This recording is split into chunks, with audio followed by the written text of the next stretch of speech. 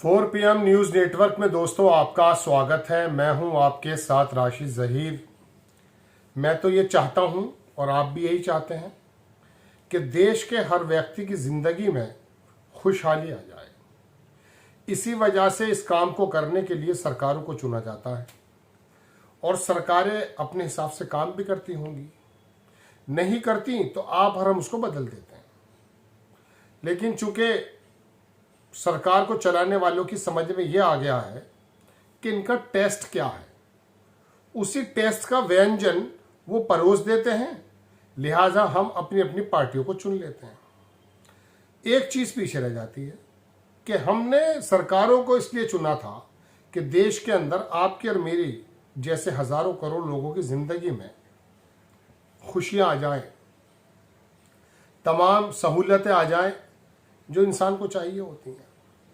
लेकिन इंसानी जिंदगी, मेरे देश के अंदर लोगों की जिंदगी, जब आप भी नज़र डालते हैं, मैं भी नज़र डालता हूं, तो छिन भिन नज़र आती है। मैं आपके सामने खबर तो ये देने जा रहा हूं दोस्तों कि जो पूर्व CJI चंद्रचूड़ साहब हैं और बाकी जजेस जो हैं, उन्होंने वन नेशन वन इलेक्शन पे क्या क्या बातें कही हैं जो JPC गठित की गई है।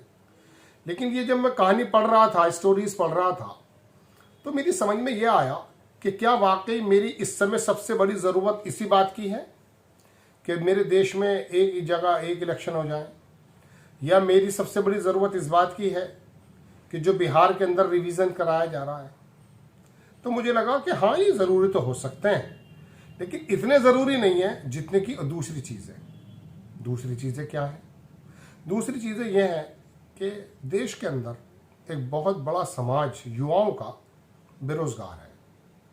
रोजगार अगर हाथ आ जाएगा, कुछ कमाई हो जाएगी, कुछ चीज़ें घर में ले आएगा, कुछ अच्छा खा लेगा, बच्चों को सही शिक्षा दे देगा, कुछ अच्छे कपड़े पहन लेगा, अच्छी किताबें पढ़ लेगा, परिवार के साथ कहीं घूमने चला जाएगा।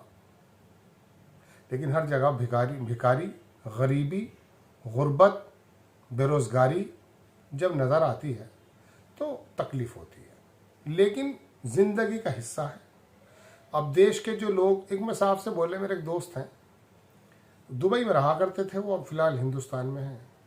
मैंने कहा यार क्या प्रोग्राम है आपका कि वहाँ पे रह लिया जाए? तो बोले यार राशिद भाई, ज़िंदगी के अगर 10 साल भी बचे हैं और वो वहाँ गुजर गए तो लगेगा ज़िंदगी गुजर जाएगी। ऐसा कौन सा उन्होंने अच्छे काम किए हैं कि मेरे भारत में मुझे वो सुविधाएं नहीं मिल पा रही? वाकई ज़मीन आसमान का फ़र्क है। जो लोग आप में से मेरी बात सुन रहे हैं और वो दुबई और कुवैत और कतर और सऊदी और इंग्लैंड और अमेरिका, जापान गए होंगे, उनको ये तो लगता होगा कि यार ऐसी सड़कें हमारी भी हों, ऐसी गाड़ियाँ हों, रहन सहन का ऐसा मामला हो, लॉ एंड ऑर्डर कुछ इस प्रकार का हो जाए। यहाँ क्या है, जहाँ से मैं बिलोंग करता हूँ, एक समझ लीजिए कि पुलिस प्रशासन के लिए एक ऐसा जवाल आया हुआ है, हाथ पैर फूले में बेचारों के, सही नींद भी नहीं ले पा रहे। एक ज्वार है धर्म का। मैं खबर दिखा दूं आपको, एक जगह हंगामा चल रहा है बहुत ज़बरदस्त। वहाँ पर सिर्फ पुलिस प्रशासन ने इतना चाहा कि ये जो कांवड़िए हैं, ये उनके तयशुदा रूट, जो रूट बनाया गया था, उस रूट पर चलें। हंगामा मचा कर रख दिया, उस रूट पर नहीं जाएंगे क्योंकि वो नदी के बराबर बराबर में है। शहरों के अंदर जो उधमबाजियाँ होती हैं, खाने को मिलता है, शिविर लगते हैं, देसी घी की कचौरियाँ मिलती हैं, डीजे बजते हैं, वो वहाँ पर ज़रा कोई देखेगा नहीं, होगा नहीं ज़्यादा। हंगामा उतार दिया, बना हुआ है रोड ज़माने से वो। चलिए वीडियो मेरे एडिटर लगा रहे हैं साइड में, देखिए क्या हंगामा मच रहा है। एक हंगामे की रिपोर्ट हो तो मैं बताऊँ। हमारे प्रोग्राम में अभय दुबे जी को मैं सुन रहा था, बड़े शानदार व्यक्ति हैं और बड़े जानदार वक्ता हैं, और हकीकत बात यह है कि देश की नफ्स को पहचानते हैं, और कभी कभी एक सर्जन, एक फिजिशियन की तरह जो बीमारी होती है ना, उसका एग्जामाइन करते हैं। उनके एक बात मुझे अच्छी लगी कि उन्होंने कहा कि ये जितनी हमारी यात्राएं होती हैं, कैलाश मानसरोवर यात्राएं, दूसरी यात्राएं, वहाँ कोई हंगामा नहीं होता, सुकून से चले जाते हैं लोग। ये उत्तर प्रदेश में खास करके इस वाले हरिद्वार से निकलने के बाद क्या हंगामा मच जाता है। मेरे शहर जहाँ से मैं ताल्लुक़ रखता हूँ पश्चिमी उत्तर प्रदेश से, 1 महीने पहले लगभग शहर बंद करा दिया जाता 11 बजे, और अब तो तमाम रेस्टोरेंट, तमाम दुकानें और गोश्त की दुकानें, मूलभूत अधिकार जो खाने का, ज़माने से बंद कर दिया। बंद कर दो, बंद। तो दोस्तों फिर ये यात्राएं हैं या फिर लोगों की परेशानी का सबब? चलिए मैं कहाँ से कहाँ चला गया। तो मेरी ज़िंदगी में तो इन चीज़ों से दो चार होना पड़ता है, लेकिन अब वो 4 पूर्व जजों ने भी कहा कि इस चुनाव आयोग को ज़रूरत से ज़्यादा ताकत देना मुनासिब नहीं है। 1 नेशन 1 इलेक्शन के बारे में तो उन्होंने कहा कि कोई दिक्कत नहीं है, वैध है, लेकिन चुनाव आयोग जो है अभी इतनी कम ताकत होने के बावजूद ये निरंकुश हो रहा है। बिहार में देखिए क्या रिवीजन चला दिया है। पूरा बिहार जहां इलेक्शन देख रहा था वहां पर एक नया हंगामा मचा दिया है। आज तक मुझे इस बात पे शक है कि नीतीश कुमार और बीजेपी की सरकार ने शगुफा छोड़ा क्यों है, और राहुल गांधी से लेकर तेजस्वी यादव तमाम बिहार के मूल मुद्दों से हटके एक नई परेशानी में इन्वॉल्व हो गए, वो भी और बिहार के लोग भी। तो ये नई नई परेशानी क्रिएट कर रहा है। उसके अंदर उन्होंने बहुत सारी बातें कही कि मिसाल के तौर पे कहीं वो कहेंगे कि अभी फिलहाल टाइम नहीं है हमारे पास, इसकी विधानसभा भंग कर दीजिए और राष्ट्रपति शासन लगा दीजिए, ये भी काम होना है। मतलब दुनिया भर के नसीब फराश उसके अंदर किए गए हैं। लेकिन ये जो एक्सरसाइज चलती हैं, CGI आ रहे हैं अपना पेट्रोल फूंक करके, उसमें JPC में बैठे हैं, 3 वहाँ से चले हैं कलफ के कपड़े पहनकर, फिर वहाँ पर वो सांसद आ गए हैं, फिर प्रियंका गांधी भी उसमें है, फिर वो संबित पात्रा अपने प्रोग्राम को आगे पीछे करके पहुँच गया है, वहाँ पे अपने आवाज़ से बोल रहा है वो। तो ये काम क्या हो रहा है?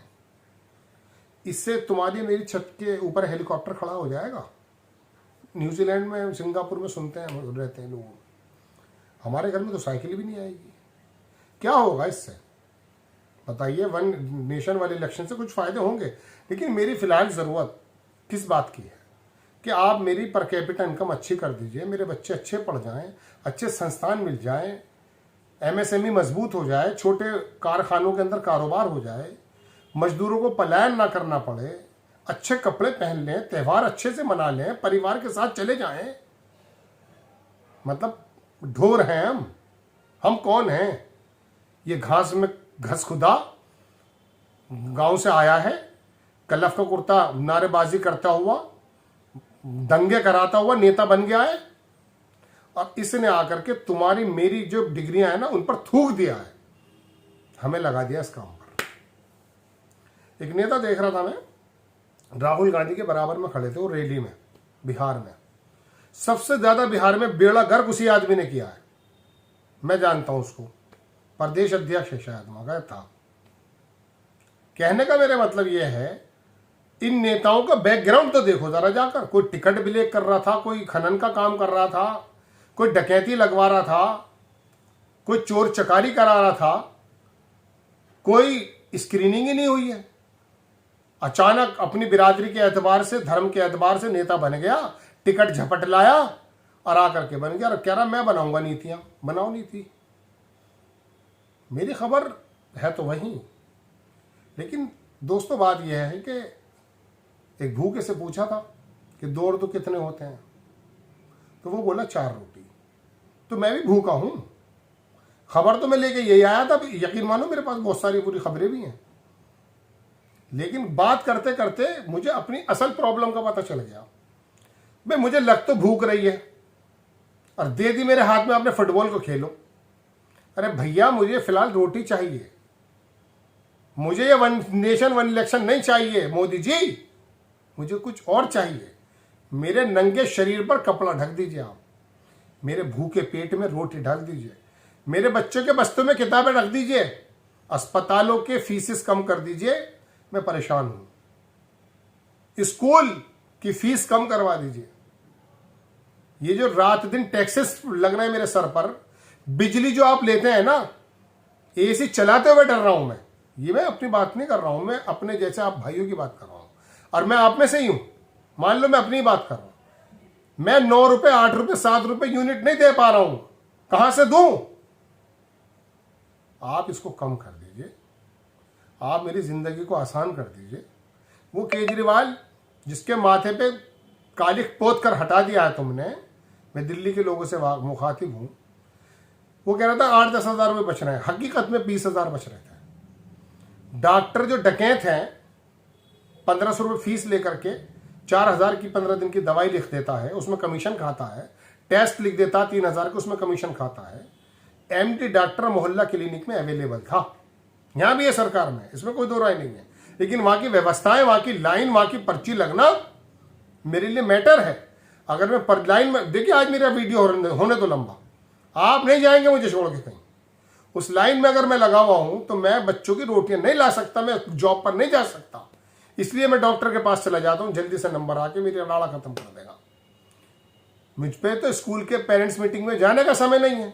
मैं सरकारी अस्पतालों की कैसे व्यवस्थाएं देखूं, सरकारी स्कूलों की व्यवस्थाएं कैसे देखूं। अरे मोदी जी, आपको इसीलिए सौंपा था देश।